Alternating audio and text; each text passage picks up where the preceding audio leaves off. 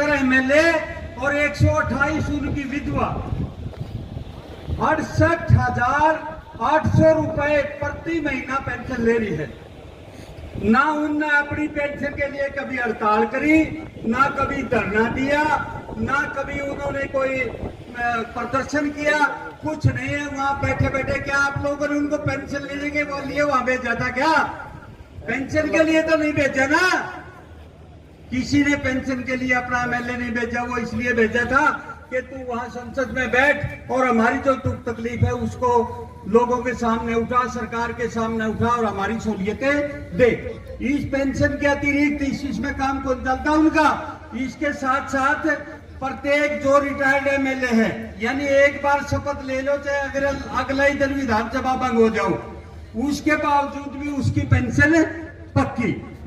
एक दिन शपथ लेते ही एक एमएलए की पेंशन पक्की हो जाती है। जितने बार वो एमएलए बढ़ा, जितनी बार उसने शपथ ली, इतनी बार उसकी पेंशन पक्की। और इस वक्त हरियाणा के अंदर लगभग 29.5 करोड़ यानी 30 करोड़ के लगभग जो है पेंशन वो एमएलए की जेब में जारी है। और यहाँ जो तो 10-15 करोड़ का मसला है उसके लिए 38 दिन से यहाँ लोग बैठे हैं। इससे बड़ी शर्म की बात इस सरकार के लिए हो सकती है क्या?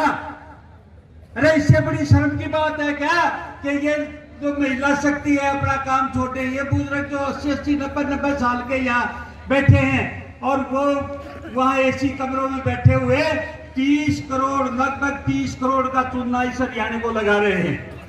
यहीं पर भी वो नहीं डटे। प्रत्येक रिटायर्ड एमएलए को ये सहूलियत है कि वो 60 लाख तो कोठी के मकान के लिए लोन ले सकता है। कितना?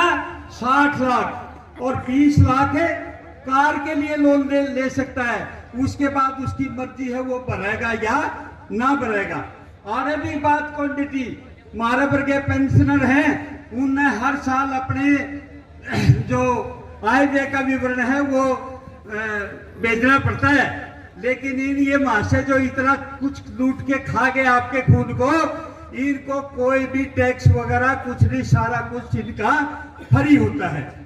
और ये किसान इनकी तरफ इनका कोई ध्यान नहीं। अरे इससे बड़ा जुल्म करने वाले को तो भगवान भी कभी माफ नहीं करेगा। किसान तो क्या करेंगे? तो साथियों, जब तक ये किसान और मजदूर जब तक अपने आप को नहीं पहचानेंगे तब तक हमारी यही हालत रहेगी। तो इसलिए समय आ गया है। आज से 125 साल के लगभग किसान का यही हाल था। जब अकाल पड़ते थे उनको सरकारी सहायता तो दूर की बात थी, कहीं उनको सहायता के लिए तो दूर की बात, जो आबियाना था, जो टैक्स था, जो माल दरखास्त पे यहाँ, उसके लिए भी किसान को मजबूर किया जाता था। और वो किसान जो है अपना माल दरखास्त माफ कराने के लिए अपनी पगड़ी जो है अंग्रेजी कलेक्टर के सामने रखता था। वही हालात आज भी हो रहे हैं। जब किसान ने अपनी पगड़ी रखी थी तो आपने सुना होगा एक आवाज उठी थी, पगड़ी संभाल जट्टा पगड़ी संभाल ओए, लुट गया माल तेरा लुट गया माल ओए। तो आज भी वही हाल है भाई किसानों, आज भी तुम्हारा माल लुट रहा है, तुम्हारी पगड़ी की बेइज्जती हो रही है। और अगर नहीं जागोगे तो ये बेइज्जती हमेशा होती रहेगी।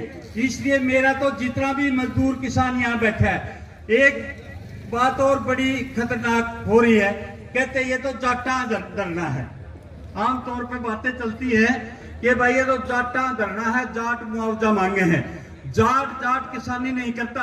एक दिन भाई सुरेश ने बहुत डिटेल में किसानी की परिभाषा को समझाया था। जो हवा पानी और धरती की सहायता से जो भी अपनी आजीविका कमाने के लिए कार्य करता है वो हर आदमी किसान है। चाहे वो मुर्गी पालता हो, चाहे सूर पालता हो, चाहे वो डायरी का धंधा करता हो, चाहे कोई खेती करता हो, कुछ भी हो, ये सारे का सारा किसानी के अंदर आता है। और किसान केवल जाट ही नहीं है, 36 बिरादरी जो है किसानी करती है, उसके लिए काम करती है। तो आज वक्त आ गया है कि जाट और गैर जाट में अपने आप को ना बंटने दो। अगर हम इसी प्रकार से बंटते रहे तो ये लोग जो है नहीं कभी भी आपके काबू में आने वाले नहीं है। तो हमने इस वक्त तो एक ही संकल्प की जरूरत है कि मजदूर और किसान एक है और एक होकर के इन जालिम जो हमारे काले अंग्रेज बैठे हैं इनके खिलाफ हमने लड़ाई लड़नी है। इस संकल्प को जब तक हम नहीं लेंगे तब तक हमारी पार पड़ने वाली नहीं है। अपने आप को बांटना छोड़ दो, अपने आप को जाट या मजदूर या किसान, हरिजन, नाम जाट, गैर जाट, ये सब कुछ सही नहीं है। आपस में गांठ मिला के चलो और इस जालिम सरकार के साथ मुकाबला करना हमारे लिए अब जरूरी हो गया है।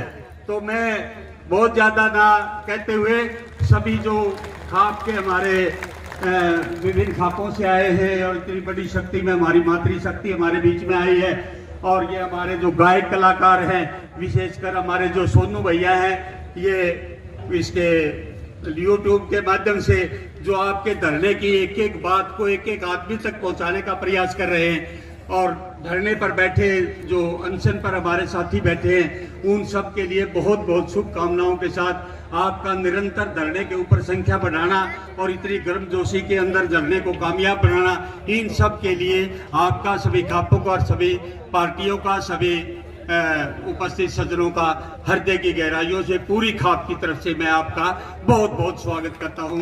धन्यवाद।